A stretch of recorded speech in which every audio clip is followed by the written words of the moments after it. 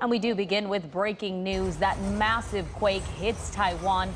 Buildings collapse, a tsunami forms, and we've just learned the first deaths are being reported.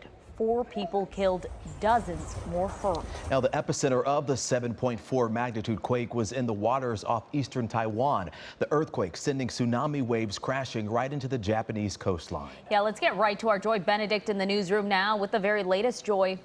Yeah, Leslie, I mean, we've been watching these images and information continue to flood in from Taiwan, and we have now learned, as you mentioned, at least 4 people have died in this quake. 57 more at the last count are injured, but of course those numbers unfortunately are expected to grow.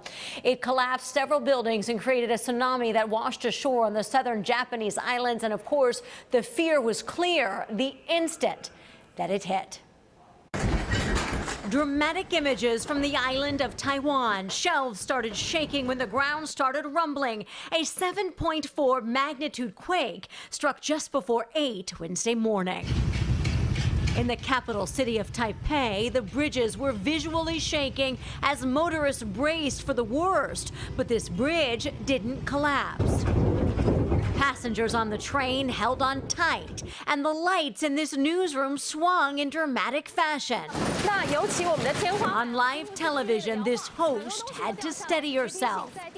As for the damage, the most intense seems to be coming from the lightly populated city of Hualien on the island's east side. Video from the area appears to show at least 2 buildings leaning as people rushed in to help get everyone out any way they could.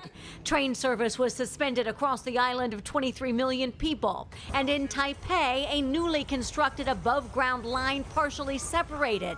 But so far, the damage appears to be less severe in the capital city. You're seeing lots of damaged pictures and failed buildings, and that's very consistent with what we'd expect for an earthquake this size on land. Paul Earle is a seismologist with the USGS. The earthquake happened a ways away from Taipei, and the damage is really centered to where that actual fault ruptured. So you're going to have most of the shaking where that earthquake happened, and that's going to taper off as you move away from that. Fortunately, this earthquake wasn't right under Taipei, but unfortunately, it has caused serious damage in those areas. But Taiwan isn't the only nation on alert. Nearby Japan sent up aircraft to assess for a possible tsunami, but its southern islands only saw small waves in response to the quake. This is believed to be the largest earthquake in Taiwan since 1999, when 2,400 people died. We never know,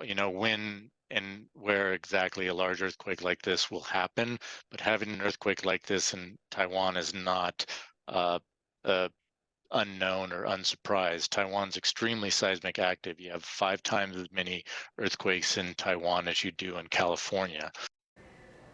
Now, again, the USGS is listing this as a 7.4 magnitude quake. There were multiple aftershocks within the first hour after that quake, with one hitting a 6.5 magnitude. Chauncey? Joy, thanks. Meanwhile, Southern